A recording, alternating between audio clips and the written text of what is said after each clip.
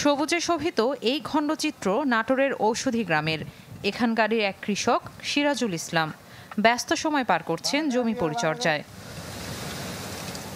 লক্ষ্মীপুর খোলাবাড়ি এলাকার এই অ্যালোভেরা চাষির মুখে মলিনতার ছাপ। তার উৎপাদিত অ্যালোভেরা বিক্রি না হওয়ায় বিপাকে পড়েছেন তিনি। চলমান কারফিউর কারণে আমাদের যে অ্যালোভেরা কৃষক আছি আমরা খুব বিপদে। কারণ আগে আমাদের এখান থেকে আপনার 6 থেকে 8 ট্রাক মাল আমাদের এখান থেকে ডেলিভারি হতো। তো কারফিউর কারণে এখন আমাদের এখান থেকে 1 গাড়ি 2 গাড়ি মাল আমরা প্রতিদিন ডেলিভারি দেই। ঔষধি গ্রাম হিসেবে পরিচিত 15টি অঞ্চলের হাজারো চাষির দিন কাটছে একই দুশ্চিন্তায়। অ্যালোভেরা নষ্ট হচ্ছে মাঠেই। বিক্রি কমেছে অশ্বগন্ধা, শিমুল সহ অন্যান্য ঔষধি পণ্যেরও। পর্যাপ্ত পরিমাণে অ্যালোভেরা বানাইতেছি জমিনে, থেকে এখন বিক্রি করতে পারতেছি না, বাজারজাত করতে পারতেছি না, এই কারণে খেতে নষ্ট হয়ে যাচ্ছে। আমরা কৃষকরা এই মালগুলা পাঠাইতে পারতেছি না, এখন আমাদের তো অনেক ক্ষতি হয়ে যাচ্ছে। এছাড়া বর্তমান পরিস্থিতিতে পরিবহন খরচ বেড়ে যাওয়ায় তা মরার উপর খাড়ার ঘা হয়ে দাঁড়িয়েছে ঔষধি পণ্য চাষি ও ব্যবসায়ীদের জন্য।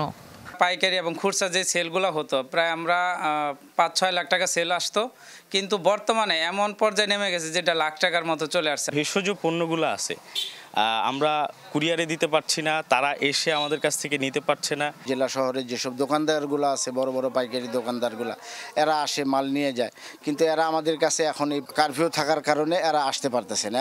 পরিস্থিতির উন্নতি হলে কৃষকরা ক্ষতি কাটিয়ে উঠবেন বলে আশা কৃষি কর্মকর্তার।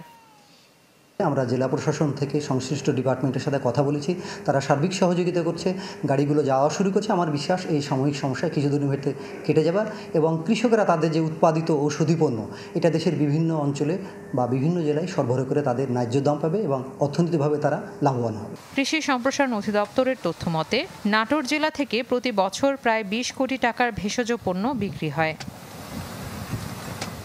Desk report, channel 24।